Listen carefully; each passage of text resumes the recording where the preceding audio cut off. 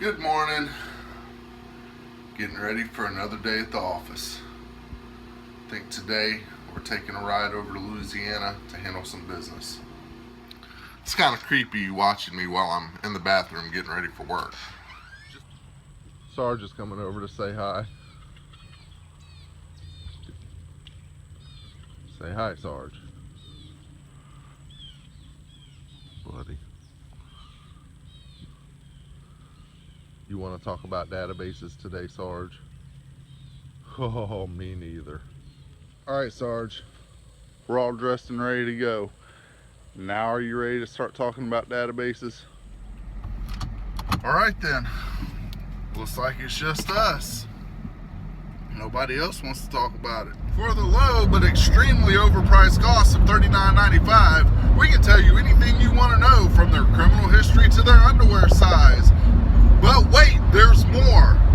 For another $5, we can give you favorite color, first crush in high school, worst date ever.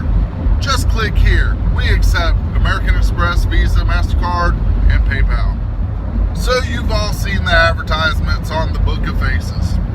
You've all seen the picture of the girl in the hallway, kind of minding her own business, and there's a camera shot of her, and you'd be amazed what's online about you. Well, that's partly true. There is a lot of information online about you, but the funny thing is, most of it you put there. So these online databases that people in my profession use, they're not the go-to for all the information that we need. So you guys that think that all you have to do is log on to the interwebs and you're the next Penelope Garcia off of Criminal Minds, you've got another thing coming. Online databases are an awesome tool for professionals, especially people in my line of work. They're a great place to start, and they're a great place to go when you don't have anything else and you needed to be pointed in a direction. Now, the online databases that professionals have access to are vastly different than the ones that you can just go online and pay $39 for and get information. Our databases are a lot more up to date. We pay a lot of money to be on them, and we go through a very rigorous vetting process to be on them. Not just anybody can sign up for the databases that we use. The ones that anybody can go on and use, the information is generally outdated by 2, sometimes 3 to 5 years, where the databases that professionals use, usually the information is at least less than a year old. I mean, it's not real time. We're not CSI, where we're hacking into the local government servers to look at the cameras at the last place you were walking on the streets. It just doesn't work like that. The way these databases gather their information, I mean, you're on them, whether you want to be or not, unless, of course, you're in witness protection. Then the old you is still on them, but the new you probably isn't. You shouldn't be in witness protection. Don't do that. It takes a lot of bad things to get you there. But the way these databases work is companies buy millions and millions of packets of information from utility companies, from credit card companies.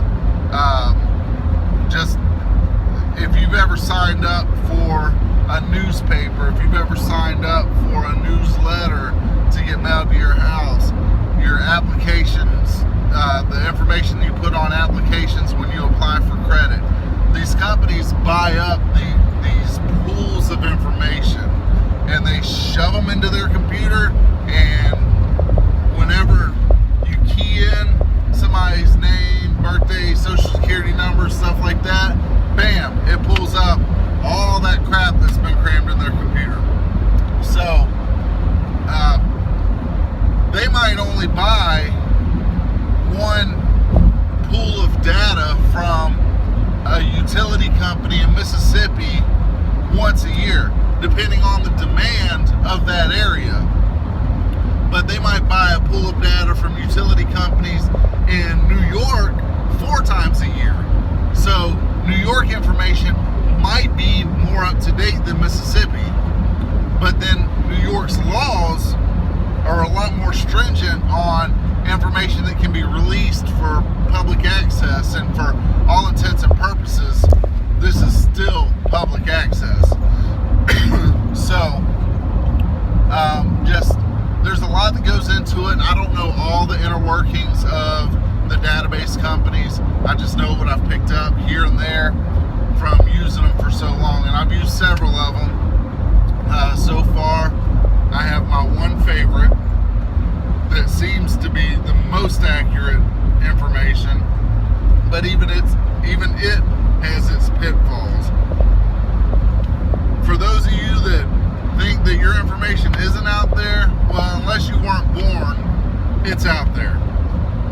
You're on the databases. If you've ever had a cell phone, had a power bill, had a water bill, if you've ever had a mortgage or paid rent where they did a credit check for you to move in, all those things get reported to the credit bureau.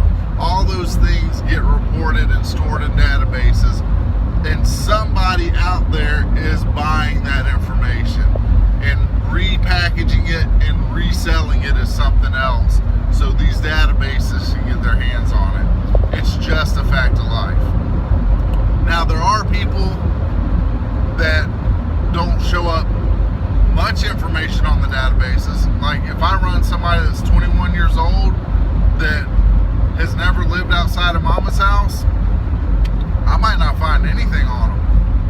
If I run somebody that's in their 50s and they've been in the same place all their life, you know, their land is paid and bought by a family member 100 years ago, so they've never really had to do anything but put a utility bill in their name, well, that's going to be the only address that ever shows up for that person.